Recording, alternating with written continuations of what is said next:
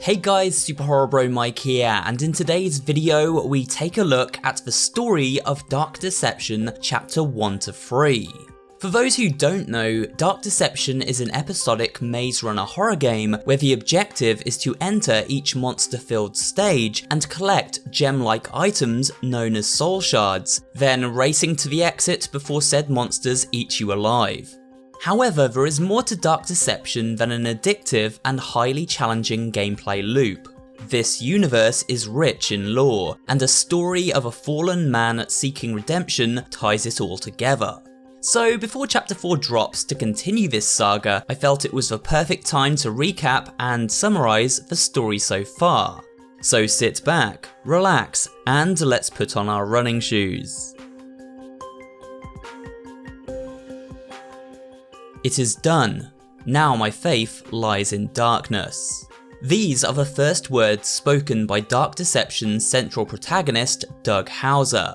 Once a prestigious lawyer with a wife and daughter, Doug ended up a fallen man. He now awakes in a limbo-like environment and an earthly place governed by the supernatural, where he is greeted by a mysterious lady named Bierce. She promises Doug his shot at redemption in return for his help. Fear not, love. You've got potential. I see it in you. And I can help change your fate. But if you want a new life, you're going to have to suffer quite a bit to get it. Through a series of secret audio logs unlocked by S-ranking each of Dark Deception's nightmarish stages, we are granted key information about this witch-like figure. In life, Bierce had been a budding actress, seeking fame and fortune in Hollywood during the 1930s. She had managed to seek out fortune after marrying an affluent businessman named Edgar, but still, no studio would take her seriously as an actress. One evening during a party at Edgar's manor, Bierce encountered a mysterious man named Victor. He seemed to hail from Eastern Europe and was very familiar with the dark arts. Bierce managed to persuade Victor to teach her how to summon a demon, but to do this, a virgin sacrifice was required. Victor has shown me the ritual. I know all the words by heart. All we need is a sacrifice. None of Edgar's tramps will do, but the maid has a daughter that might do nicely. After Bierce had sacrificed the maid's daughter and struck a deal with the devil, a demon named Malak granted her 7 years of fame and success in return for her eternal soul. While Bierce enjoyed this time in the spotlight, with every day that passed she grew more aware of her impending doom. So, with less than a year to go before Malak returned to claim her soul, Bierce began looking for a way out of the deal. She discovered an ancient Tibetan artifact known as the Riddle of Heaven, and with this device in her possession, she could control Malak's power, allowing her to destroy him and become an all-powerful entity in the process. The ring is called the Riddle of Heaven. An ironic name, don't you think? A demon's power is contained inside it, the creature of infinite cruelty that you just met. Malak. Complete the ring, and you can use Malak's power to fulfill your darkest desires. Or so the legend goes. Now Bierce is trapped in her limbo-like ballroom, summoning lost souls to help her rebuild the ring altar at its center, so she may activate it to save her from Malak's vengeful wrath. Doug is her newest recruit, promised salvation from his own sins in return. However, Malak informs him that Bierce is not to be trusted and liable to turn on him the second she gets what she wants. If you believe her, you're dumber than you look. Once she gets what she wants, you're done. In order to repair the ring altar, Bierce requires Doug to enter 10 different nightmare portals and collect up the souls of previously fallen victims. These are represented in the form of gem-like objects known as soul shards. Collecting all of them grants Doug one piece of the ring altar, which allows Bierce to open up the exit for him, granting him a point of return to the ballroom. With each piece of the altar returned, Bierce grows more powerful and more dangerous to Malak. Now she has another piece of that infernal ring. Every piece Bierce gets makes her more powerful. Don't you get that, meat sack? What do you think is going to happen when she doesn't need you anymore? He's right. I am getting more powerful. Powerful enough to fulfill your every wish. That's why you're here, isn't it? She is also able to bestow new abilities upon Doug, such as teleportation, stuns, and speed boosts, which greatly assist him when running from the many monsters inhabiting each nightmare realm. But who are these monsters? Well, answers are provided to this question in the way of secret notes found hidden throughout each stage. These messages have been left by a mysterious character who only goes by the initial E. Going by the information we currently have, it appears E was the clever girl who escaped Bierce previously. Here, you'll need this. It can detect each shard's location.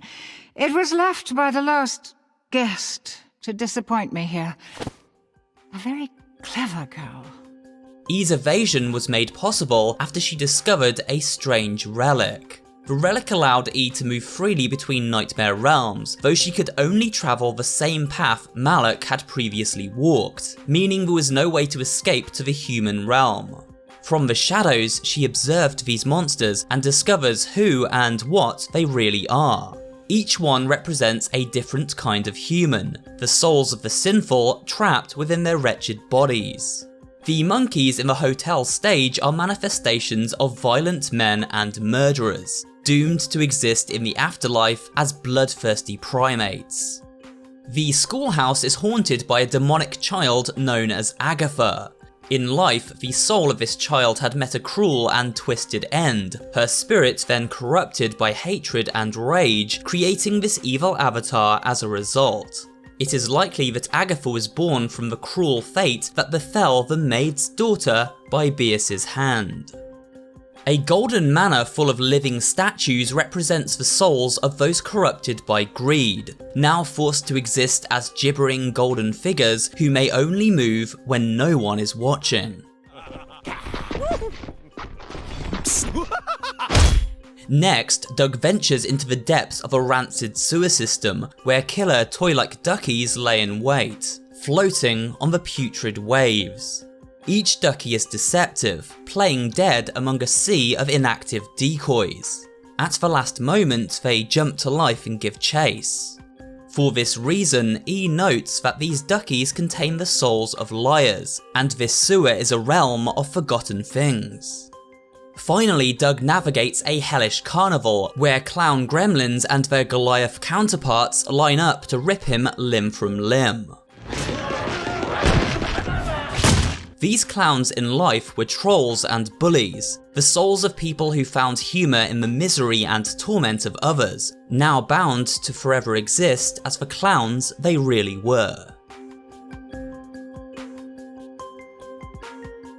While Doug explores each of the nightmare realms, if we are thorough and pay close attention to our minimap, it is possible to discover a number of secret areas. By doing so, we are fed a few snippets of Doug's tragic past, getting a basic idea as to why he ended up on such a dangerous crusade in the underworld. Doug didn't live the most wholesome of life, neglecting his family and subjecting others to great misery in his selfish pursuit of pleasure. I know all the terrible things you've done. So many good intentions laid to waste. I could see the regret eating away at your soul. Doug writes of how his wife suffered from mental illness that caused her to sometimes act irrationally. It sounds as if Doug and his wife had married before he made his fortune as a lawyer, and because they had a daughter together, Doug felt trapped. Doug's daughter Tammy also suffered from mental illness and had been taken for evaluation where the doctor diagnosed her with bipolar. Doug wanted nothing to do with his family. They were no more than a burden in his eyes. Worried his wife would try to take him for all his money if they separated, Doug devised a dastardly plan to get rid of them. While we are not currently privy to all of the details, it is heavily hinted that Doug may have tampered with a brake system in his wife's car, causing both mother and daughter to end up in a fatal accident. But after this tragedy, Doug didn't find himself quite as happy as he expected. He was the subject of great controversy when turning himself into the police after being accused of abuse by a number of women he had mistreated. In fact, as the years went by and others used him for only his money and fame, Doug realised he missed the affection of the only two people who ever cared, especially his daughter Tammy. Desperate to seek redemption for his sins and turn back the clock on the heinous crime he committed, Doug sought help in the darkest of places, the demon realm itself. He made contact with Bierce and is now prepared to do anything, no matter the cost, to save the souls of his family. For now, this is the story so far. In Chapter 4, Doug will have to face nurses in a hospital ward, killer animatronics in a theme park known as Joy Joy Land, as well as venturing into a network of caves where a mama bear and her bloodthirsty teddies are on the hunt.